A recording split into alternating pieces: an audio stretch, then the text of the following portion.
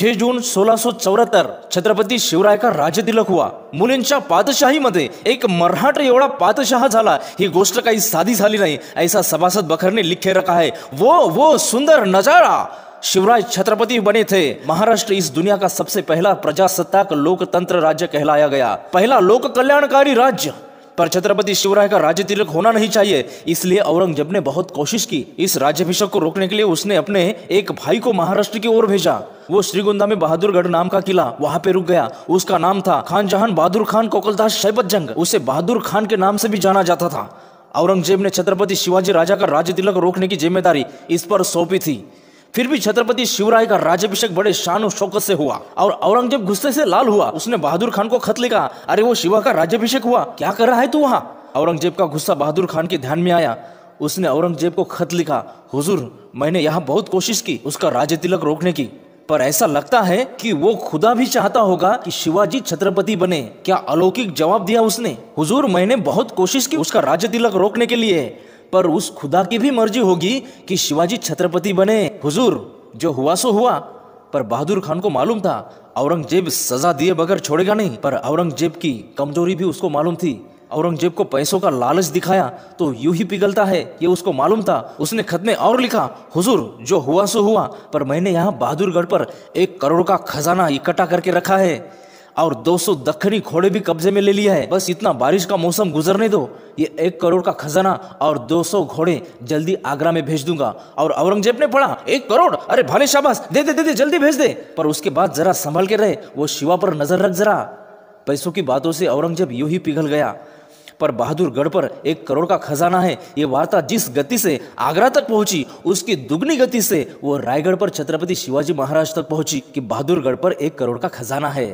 महाराज ने कहा, अच्छा हुआ, वैसे अपने राज तिलक को तो बहुत खर्चा हुआ.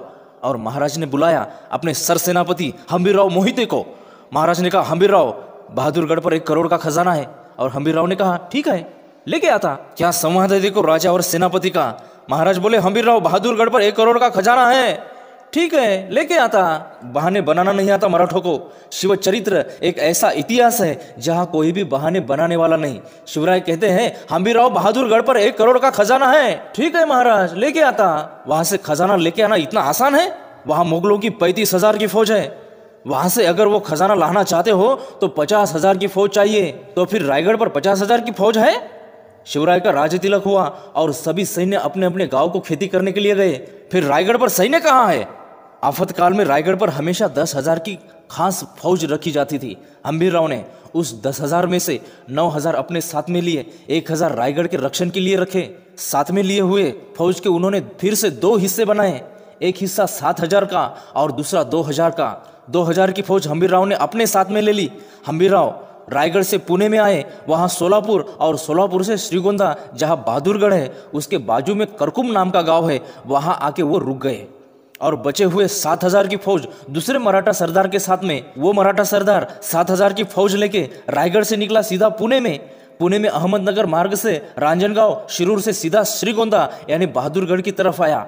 7,000 मराठे बहादुरगढ़ की ओर आने लगे, हर हर महादेव का जयघोष करने लगे, ढोल नगारे बजाने लगे, निकले जय भवानी जय शिवाजी करते हुए बहादुरगढ़ की ओर. और बहादुरगढ़ का गुप्तहेर भागते भागते बहादुर खान के पास आया. हुजूर क्या हुआ? वो आए. कौन? मराठे हुजूर. मराठे? दिन में? मराठे तो रात को आते हैं, दिन में कैसे आए? और तब तक हर हर महादेव का आवाज उसके भी कानों में पहुंचा और फिर विश्वास हुआ उसको, आए, सचमुच आए. पर दिन में आएंगे तो फिर उसके पास अपने से भी ज्यादा सैन्य होंगे, कम से कम 50,000 की तो फौज होगी उनके पास. क्या किया बहादुर खान ने? मराठे 50,000 हो गए, इसलिए उसने अपने पूरे 35,000 सैनिक बाहर निकाले, किले पर सिर्फ पहरेदार रखे और निकला 35,000 लेके मराठों की तरफ. यहां से मराठे जोश जोश में आने लगे, जय भवानी जय शिवाजी हर हर महादेव करके निकले मराठे. वहां से मुगल चिल्लाने लगे, यलगार चलो आगे और काट डालो इन सबको. मैन से तलवारें बाहर निकली, पर एकाएक मराठों ने रिवर्स गियर डाला, भागो. उस बहादुर खान को कुछ समझ में नहीं आया, अरे क्या तरीका है ये युद्ध खेलने का. मराठे भागने लगे, पीछे मुगल, मराठे आगे, मुगल पीछे, मराठे आगे, मुगल पीछे. 2 मील हुए, 4 मील हुए, मराठे पीछे देखने के लिए तैयार ही नहीं.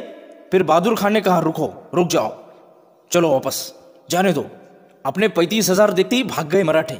अब वापस नहीं आएंगे, चलो वापस. बहादुर खान ने यू टर्न लिया, 2 मील आगे गया। वैसे पीछे से कोई एक चिल्लाया, हुजूर मराठे फिर से आए। अब बहादुर खान का गुस्सा बढ़ गया, अब छोड़ेंगे नहीं मराठों को बस। फिर से उसने यू टर्न लिया। जो जोश में बहादुर खान निकला, यलगार आक्रमण करते करते मराठे भी जोश में आए, हर हर महादेव, जय भवानी, जय शिवाजी का जय घोष करते हुए। अब छोड़ेंगे नहीं। देखते देखते दोनों फौजें आमने सामने आई। मराठों ने फिर से रिवर्स गिरा डाला, भागो पीछे। फिर से मराठे मुगल पीछे, मराठे आगे मुगल पीछे। 2 मील हुए, 4 मील हुए, 10 मील हुए, 15 मील हुए, 20 मील हुए, मराठे भाग ही रहे, सिर्फ भाग रहे। फिर बहादुर खान ने कहा, रुक जाओ, गए मराठे अभी, बस अब नहीं आएंगे, चलो वापस। बहादुर खान पीछे मुड़ा।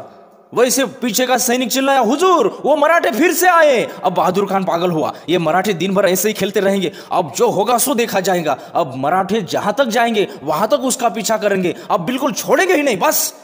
उसने सभी सैनिकों को बताया, सावधान रहो, शैतान है ये मराठे, कैसे भी निकलते हैं, कभी भी गायब होते हैं, भूखे रहेंगे, फिर भी अपना स्वाभिमान बेचते नहीं ये मराठे, कैसे भी घुसेंगे काटेंगे, सावधान रहो, छोड़ेंगे नहीं अब उनको। बहादुर खान गुस्से से पागल हुआ। मराठों ने भी अब तय किया, घुसेंगे और सीधे काट डालेंगे मुगलों को। जोश जोश में निकले मराठे। बहादुर खान चिल्लाया, आक्रमण। मराठे चिल्लाए, हर हर महादेव। मराठे और मुगल आमने सामने आए, तलवारें निकाली और मराठों ने फिर से रिवर्स गिरा डाला, भागो। पर बहादुर खान अब छोड़ने वाला नहीं था। मराठे आगे मुगल पीछे, मराठे आगे मुगल पीछे। 10 मील 25 मील अहमदनगर आया, मुगल पीछे ही।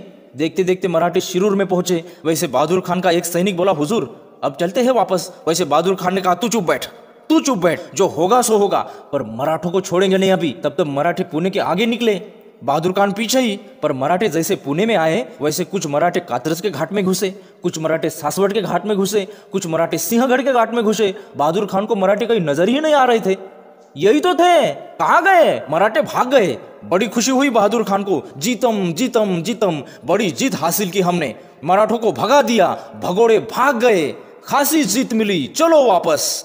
सीना ताने हुए बहादुर खान पुणे से फिर से वापस निकला बहादुरगढ़ की ओर। पर बहादुर खान अपने 35,000 फौज के साथ पुणे में आया। ये बात मराठों के जासूस ने वहां 2,000 मराठों के साथ करकुम में रुकने वाले हम्बीरराव मोहिते को बताई। हम्बीरराव ने अपने 2,000 की फौज के साथ सीधा छापा डाला बहादुरगढ़ पर। वहां कौन था? सिर्फ पहरेदार खड़े, उनके कान के नीचे 4-5 थप्पड़ लगाए। पहरेदार चुपचाप। अंदर जाके 1 करोड़ का खजाना लूट लिया, 200 घोड़े कब्जे में ले लिए, बचे हुए सामान को आग लगा दी और हम्बीरराव खजाना लेकर सीधे रायगढ़ पर पहुंचे। यहाँ बहादुर खान जीतम जीतम करते हुए वापस आने लगा। जैसे जैसे बहादुरगढ़ करीब आ रहा था, वैसे उसे पूरा धुआं ही धुआं नजर आ रहा था। उसे कुछ समझ नहीं आ रहा था। फिर उसका एक पहरेदार सामने आया, मुंह लटकाते हुए। बहादुर खान ने पूछा, ये क्या है? और पहरेदार ने कहा, सब लूट के चले गए। कौन? मराठे हुजूर। मराठे? तो हम किसके पीछे भाग रहे थे? मराठों के हुजूर। तो इधर कौन आया था? मराठे हुजूर। ऐसे कैसे हो सकता है? ऐसे ही हुआ हुजूर। फिर उसके ध्यान में आया, इस तरह हमें मराठों ने उल्लू बनाया।